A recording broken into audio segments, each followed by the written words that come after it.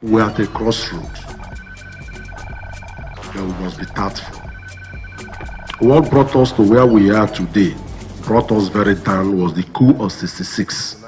Sir, it's like man, you query them by Shabia, because I were on record. Igbo na River State constitute through 72% of the voting strength of River State.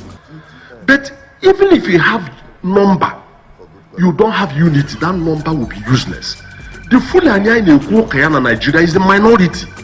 In Nigeria, they are minority.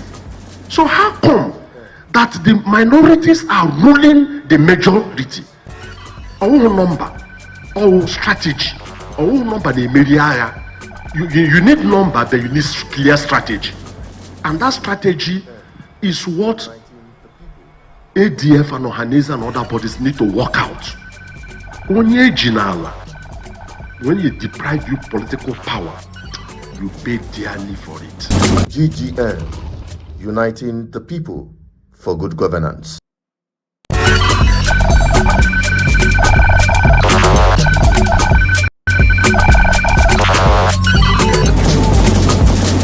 GGM, uniting the people for good governance. Good evening, viewers. This is BBI Channel 1, and we are back again on GGM Hour. Tonight is a very interesting program. We'll be having a special guest, the former Secretary General of Ohanese and Igbo, Barrister Uche Okwukwu, who will be joining us virtually. And we expect you in this conversation to be part of it and share it. And feel free to make your contribution when the lines are open. This program is coming to you live and direct from all our platforms on the Facebook, on our YouTube, and our Instagram. You can follow us from there. Drop your comments. We'll take only valid comments that reflects what we are discussing this evening, bordering around the unity of Igbo, the survival of Igbo, and Igbo emancipation. Before I bring him on, I want you to refresh your mind on who this man is. In one of the very most pronounced statements and address he made during the 4th anniversary of Igbo Development Foundation 6 years ago, he made an eloquent speech. But I want you to have a refresh of this mindset, this very personality that stands as a pillar to unify Igbo and to design a kind of leadership that will emancipate Igbo in their current situation in Nigeria today. So let us quickly get at that, and when I come back, we have no time than to hit the ground running. Stay tuned. I'll be right back. We're at a crossroads, but we must be tactful.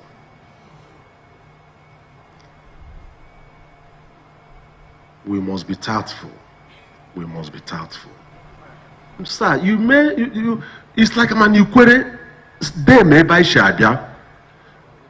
Okuta na man River State to then you query na Maya Kahamopo when Hana or Cheche. O take you query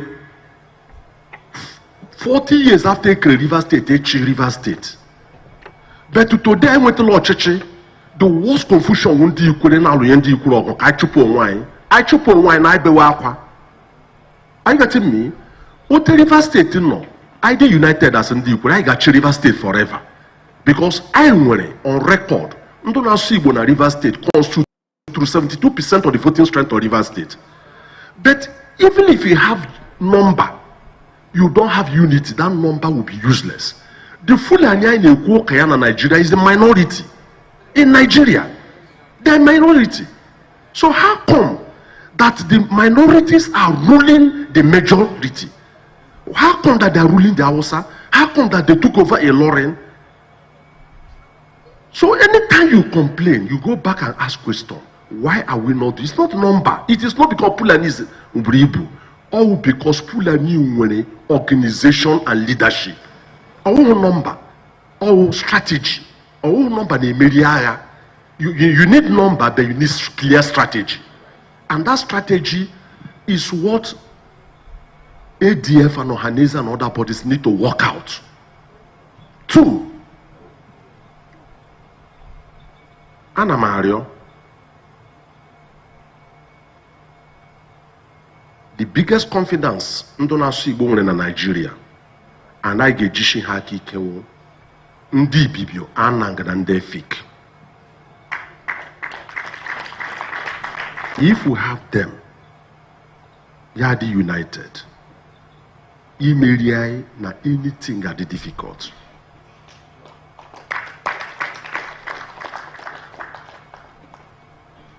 Two, the Amainebo Kalabare, who supported Biafra as a special advisor to Okwukwu from 1967 to 1970, was sent on exile by the SPIF. He died in 1973. His remains were buried at Igbo Cemetery for supporting Biafra. They've not returned it today. It's important. The biggest abandoned property in River State, our property only Igbo, our property only Ijo. Nga the Port Harcourt Polytechnic now, and the chairman of the Polytechnic, wo property Franco Pigo. His private secondary school called Niger Grammar School, he built it. He was the administrator for Yanagua province. After the war, they seized it from him as abandoned property. I have spoken a lot about Nhemere. The target was not Ndonasibo. It was to completely destroy the unity of the East. So, we must be careful. We must do a detailed work. We can use the tragedy of the war and how it ended and what happened after to even unite as brothers with us. Onye jinala, when you deprive you political power, you pay dearly for it. That brings us to what option do we have now to engage Nigeria?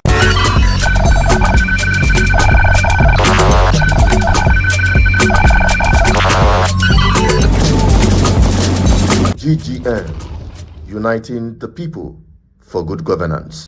That is it. You're welcome back again. This is GGM Hour right here on BVI Channel 1. And I still been asked to Channel Peters. And what you've just watched is the highlight of the speech delivered by Barrister Chief Uche Okwukwu, the former Ohanese Igbo Secretary General. It's my pleasure to bring him on. For some circumstances, we are going to be bringing him via audio, but subsequently, definitely, we will have him live on the video on this section, but you are going to be hearing our conversation. Chief, good evening. It's our pleasure to have you on the program GGM Hour.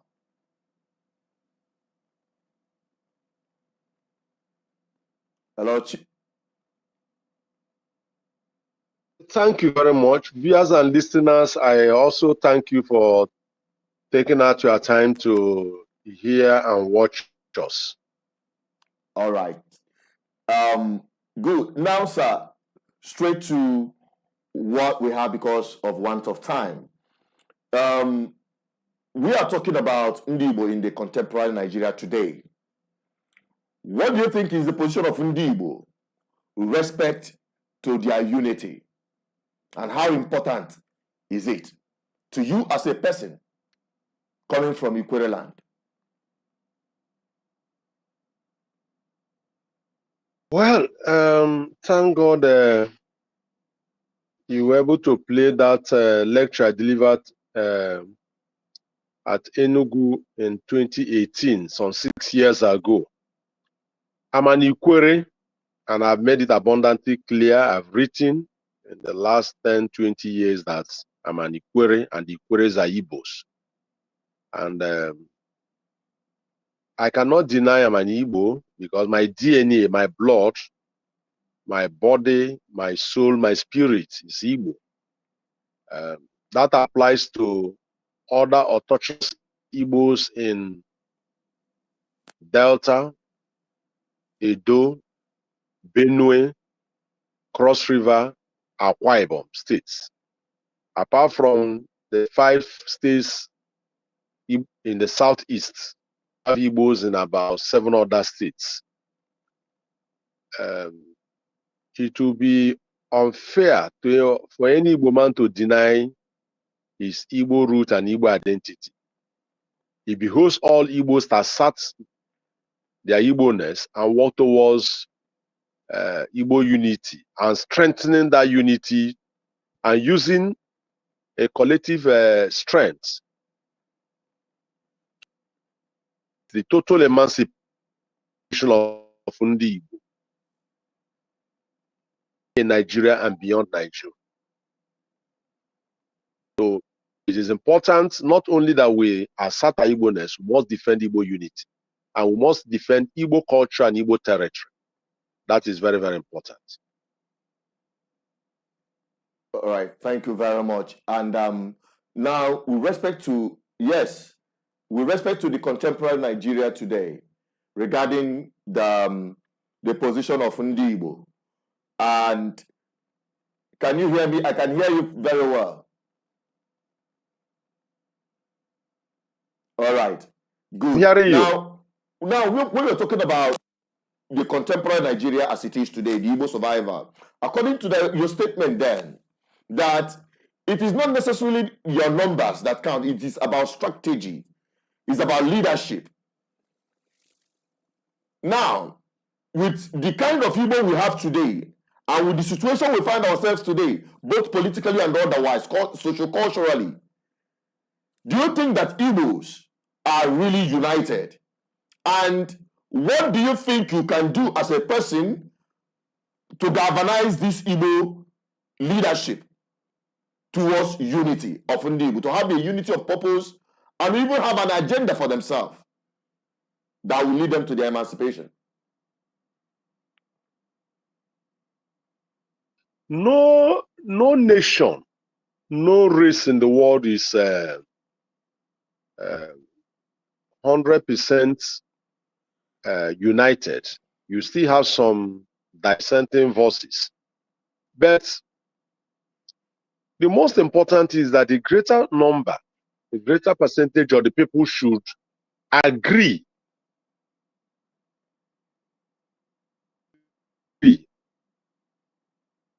on what. No problem with Igbo unity, except that from time to time, some persons are sponsored by forces and interest group opposed to the unity of Ndi Igbo per se. For example, you hear some persons say that, oh, Ikwere is not Igbo, that they came from Benin. And of course, you've read my positions. I've been able to debunk it with enough historical documents, facts, that we don't have any link with Benin. Now, from time to time, too, you see people who want to do something to irritate Ndi Igbo, so that there will be confusion and crisis in our struggle for identity and unity.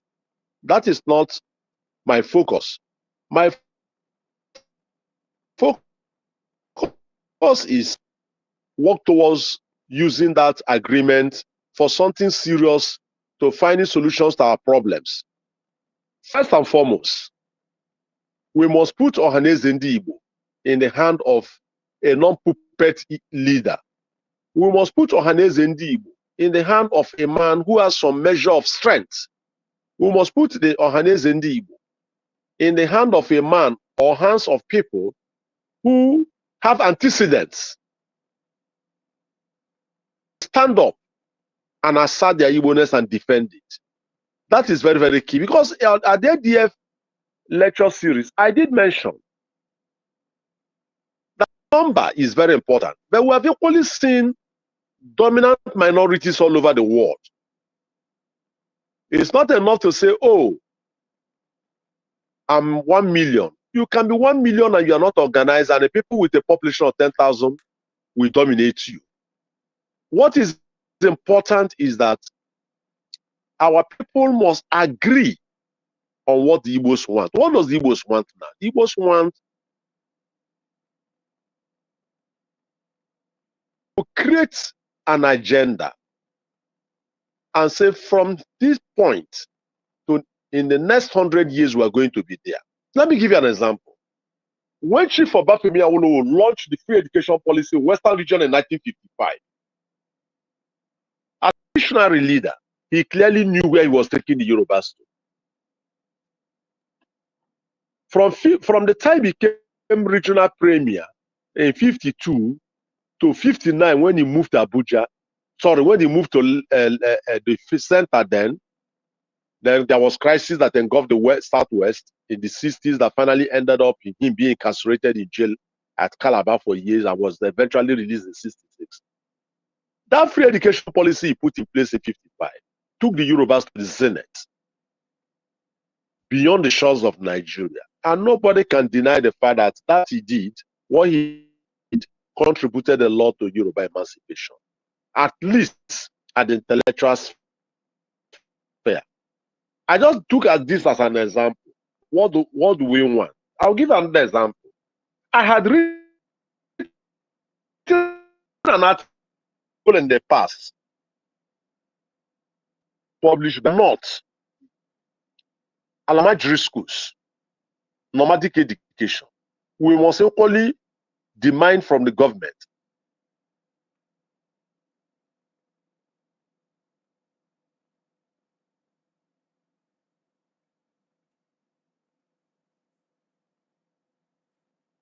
should be built in major markets. For example, Ariaria, Oboite Enugu, Onitsha, Port Harcourt, Lagos, Abuja, so that the boy who is learning how to trade, how to sell, can also acquire education. If education had been provided for nomadics who are moving with cows from one point to the other, they can now learn how to read and write. Why can't we do that for our brothers and sisters who are doing Eba boy and Woody boy in the market? So we must, our people will have to sit down and say, this is where we want to take in the Igbo to in the next 50 to 100 years. It's not a short-term thing. I don't believe in short-term. Nehru of India said that statesmen think about the future. Politicians think about now.